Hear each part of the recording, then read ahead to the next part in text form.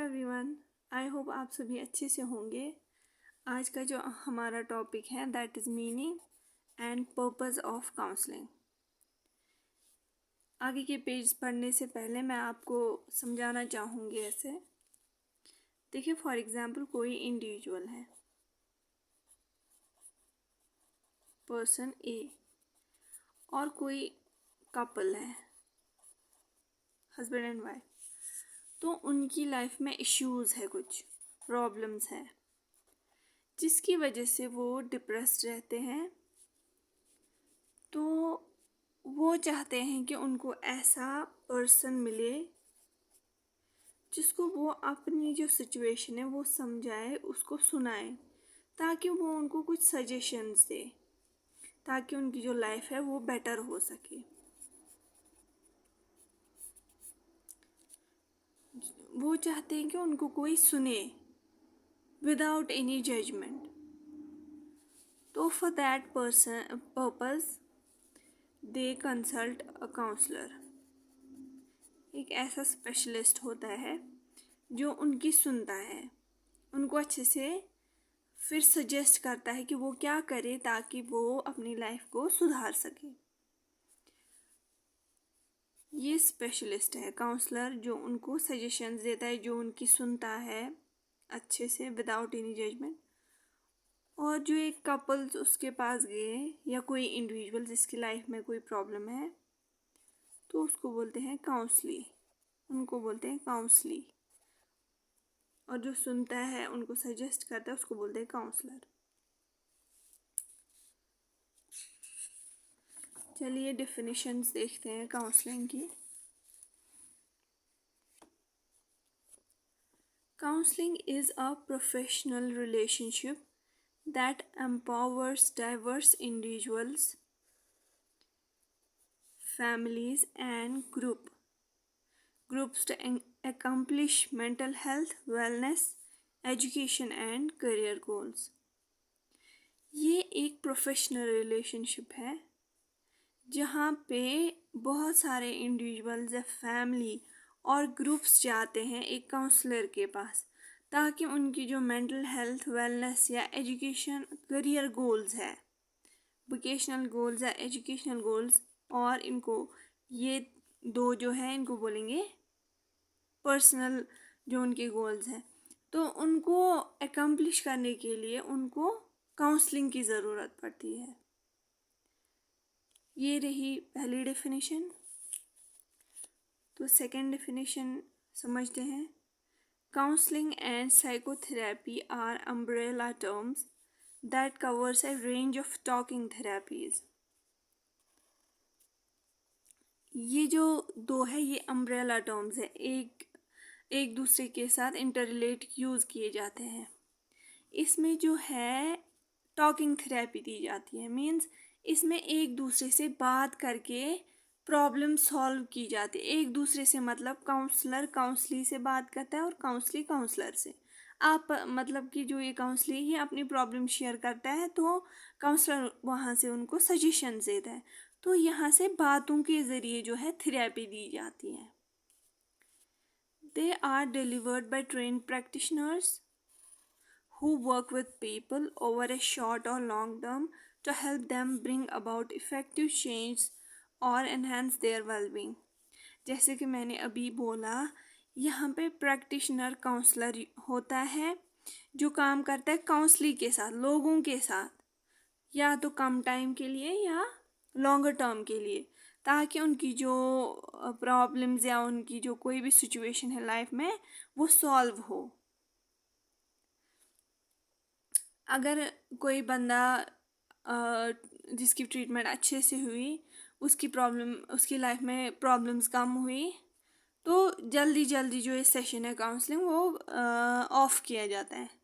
लेकिन अगर किसी को बहुत लेट लगता है, बहुत देर लगती है, लाइक मंथ्स और years to overcome his problems, तो वहाँ पे लॉन्ग टर्म काउंसलिंग दी जाती है।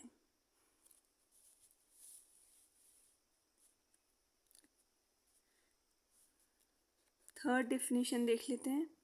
Counselling is helping a person to come to see who really he is, जब एक बंदा काउंसलिंग लेता है, काउंसलिंग सेशंस, तो उसको पता चलता है कि वो एक्चुअली में क्या है। वो इल्यूजन में नहीं रहता, वो असल में अपने आप में आपको जान लेता है कि उसमें कौन कौन सी क्वालिटीज़ हैं। what he has and does not have, उसके पास क्या है और क्या नहीं है। what he can do easily, वो क्या कर सकता है without difficulties, what he can do with difficulties, या वो क्या कर सकता है जिसमें उसको डिफ़िकल्टी हो सकती है। and what he probably cannot do at all, उसको पता चलता है कि क्या कर सकता है और क्या नहीं कर सकता। It is close sharing of a human relationship with one who has for him a high regard, one who can offer him unconditional acceptance, but one who has no guarantees, no answers. यहाँ पे counsellor उसको accept करता है, welcome करता है कि आप मेरे साथ शेयर करिए अपनी सिचुएशन और मैं आपको रेमेडी दूंगा उस सिचुएशन को सॉल्व करने के लिए। यहाँ पे एक्सेप्ट किया जाता है एक काउंसलिंग को। आई होप आप सबको यहाँ तक समझ आ गया होगा। तो चलिए अभी फोर्थ डेफिनेशन देख लेते हैं। काउंसलिंग इज़ अ पर्पसफुल मतलब कि यहाँ पे ऑब्जेक्टिव होता है। यहाँ पे कोई भी इंडिविजुअल या कपल और ग्रुप ऑफ पीपल आते हैं किसी काउंसलर के पास, तो वो अपना टाइम वेस्ट नहीं करने आते, वो अपनी प्रॉब्लम्स को सॉल्व करने के लिए आते हैं, किसी मकसद से आते हैं। तो that is what is called as purposeful. Counselling is a purposeful कि मतलब मकसद होता है किसी का आपस में बात करने का, ना कि टाइम वेस्ट करना। प्राइवेट कन्वर्जेशन, यहाँ पे प्राइवेटली एक दूसरे को बताया जाता है जो भी उसकी लाइफ में सिचुएशन है। arising from the intention of a one person, couple or family to reflect on and resolve a problem in living and the willingness of another person to assist in that endeavor. यहाँ पे willingness होती है एक assistant की, एक counsellor की, जहाँ पे वो एक इंडिविजुअल, कपल और फैमिली की प्रॉब्लम्स को सॉल्व करता है। अब देखते हैं कैरेक्टरिस्टिक्स, किसको हम काउंसलिंग बोलेंगे। Counselling is a person to person relationship, मतलब यहाँ पे इंडिविजुअली जो बातें हैं टॉकिंग की जाती है, आपस में शेयर करके पर्सन टू पर्सन प्राइवेटली किया जाता है। म्यूचुअल पार्टिसिपेशन, यहाँ पे काउंसलर या प्रैक्टिशनर एक इंडिविजुअल की बातें सुनता है, उसको वहाँ पे कुछ मेथड्स देता है, कुछ वर्क देता है करने को जिससे उसकी प्रॉब्लम सॉल्व होगी। तो यहाँ पे म्यूचुअल पार्टिसिपेशन है, ये नहीं कि इसने सुनाया तो वो सुन के चला गया, नहीं, यहाँ पे ये भी अपनी सजेशन इसको देता है।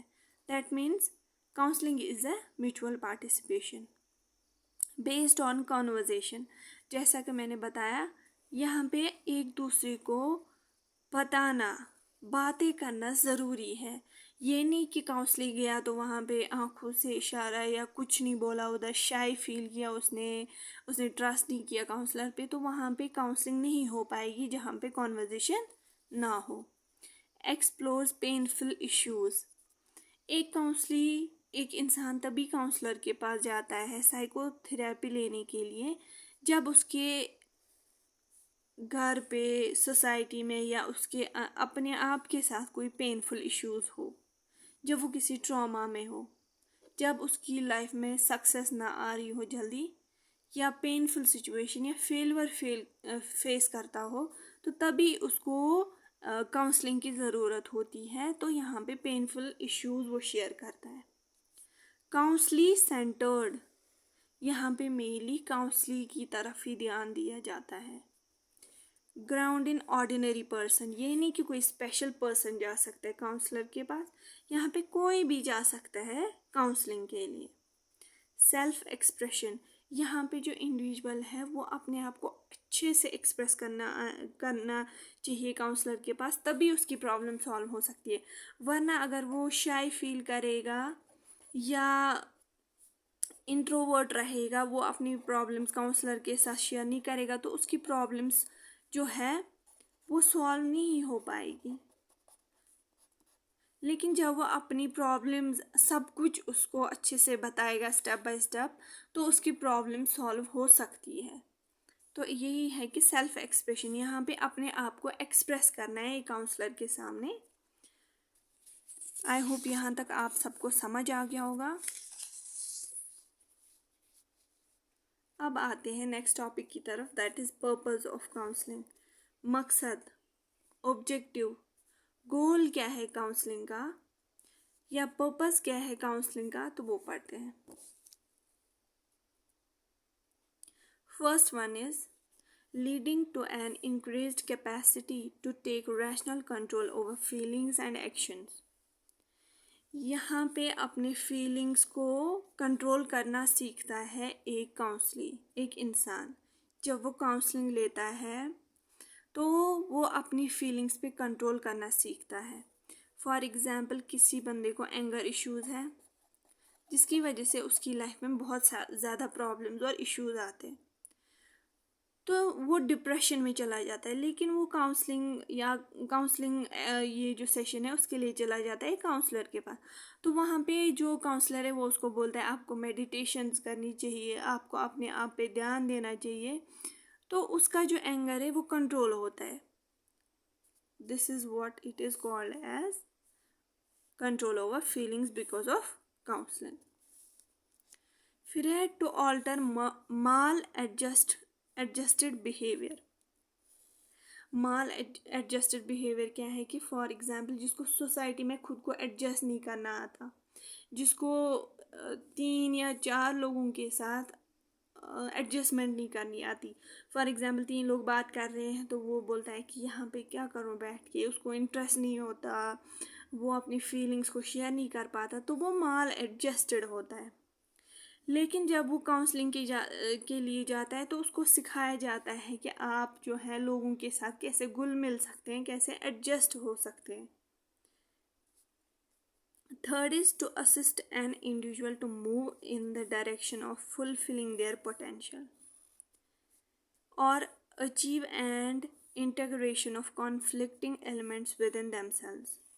यहाँ पे एक इंसान को जब काउंसलिंग मिलती है तो वो उसको बताया जाता है कि आप उस डायरेक्शन में जाइए जिस डायरेक्शन में आपकी पोटेंशियलिटीज़ है, आपकी खासियत है कि आप इस रूट के थ्रू जा सकते हैं, जहाँ पे आपको आपका गोल अचीव होगा, ना कि उस रास्ते जाए जहाँ पे आपको आपका गोल अचीव नहीं होगा। तो यहाँ पे एक इंसान की पोटेंशियलिटीज़ को जान के उसको एक डायरेक्शन दी जाती है जहाँ से वो अपने गोल्स को अचीव कर सकता है satisfactorily. Fourth is to provide students with the skills, awareness, and knowledge which will enable them to confront social inadequacy. Students को स्किल्स के बारे में अवेयर किया जाता है, उनको नॉलेज दी जाती है ताकि वो सोसाइटी में अच्छे से कुछ कर पाए। To make students aware of the consequences of the experiences and situations they have been or are going through। Students या काउंसली को या किसी इंडिविजुअल को अवेयर किया जाता है कि आप अगर कोई स्टेप लोगे तो उसके कॉन्सिक्वेंसेस क्या होंगे, अच्छे या बुरे कॉन्सिक्वेंसेस उसको बताए जाते हैं कि अगर आप इस रूट से जाओगे तो आपको ये प्रॉब्लम्स हो सकती है, अगर आप इस रूट से जाओगे तो आपको प्रॉब्लम्स नहीं हो सकती। तो कॉन्सिक्वेंसेस एक स्टूडेंट को बताए जाते हैं उसके एक्शंस के थ्रू। टू रिड्यूस वरी, एंग्जाइटी और एनी अदर नेगेटिव इमोशंस। कोई बंदा है वो फील करता है कि वो लाइफ में कुछ नहीं कर सकता, उसकी लाइफ में जब फेल्यूर हुए होंगे तो वो सोचता है कि कुछ नहीं कर सकता, अब वो डिप्रेशन में चला जाता है। लेकिन एक काउंसलर उसको बताता है कि आप कैसे अपनी एंग्जाइटी रिड्यूस कर सकते हैं, आप अपने नेगेटिव इमोशंस को कैसे कम कर सकते हैं, जिसकी वजह से आपको सक्सेस मिलेगी, आप अच्छे से आप हैप्पी रहेंगे, अपनी ज़िंदगी में आप खुश रहेंगे विदाउट एनी वरी और anxiety. To improve study habits and skills. यहाँ पे एक स्टूडेंट को सिखाया जाता है कि वो अपनी हैबिट्स को कैसे बढ़ा सकता है जिससे वो ज़्यादा पढ़े और सक्सेस ले। उसकी स्किल्स के बारे में उसको बताया जाता है। To make suitable career choice, उसको बताया जा सकता है कि वो करियर अपना जो है कैसे चुने जो उसके लिए अच्छा हो आगे जाके, ना कि उसके लिए डिप्रेशन या कोई प्रॉब्लम क्रिएट करे।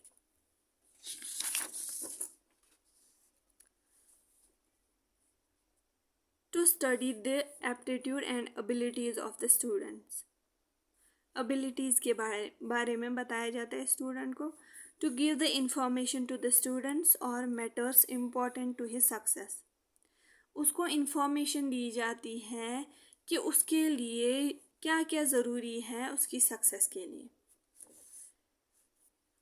This point is to get information about the students which will be of help in solving his problems, उसको वो इंफॉर्मेशन दी जाती है जो उसकी प्रॉब्लम्स को सॉल्व करे। To help the students know their interest, abilities, right attitudes, जैसा कि पहले भी मैंने बताया, उसको उसके इंटरेस्ट के बारे में बताया जाता है। To assist the student in exploring their problems and guide them to solutions, उनको उनकी प्रॉब्लम्स के बारे में बताया जाता है और उनके सॉल्यूशंस के बारे में बताया जाता है, जिससे वो अपनी जो लाइफ की कोई भी सिचुएशन है जो उसकी लाइफ में प्रॉब्लम्स क्रिएट करते हैं तो उनको सॉल्व करने के लिए उनके सॉल्यूशंस भी दी जाती हैं स्टूडेंट्स को। तो आई होप आप सबको जो ये मेरा वीडियो है हेल्पफुल रहा होगा आपके लिए। मेरा मकसद है कि आप सबको बेसिक इंफॉर्मेशन दूँ एग्ज़ाम ओरिएंटेड। आई होप ये सब समझ आ गया होगा आपको।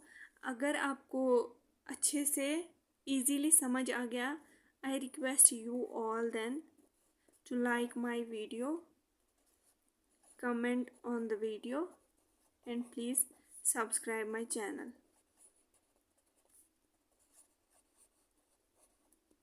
Thank you so much.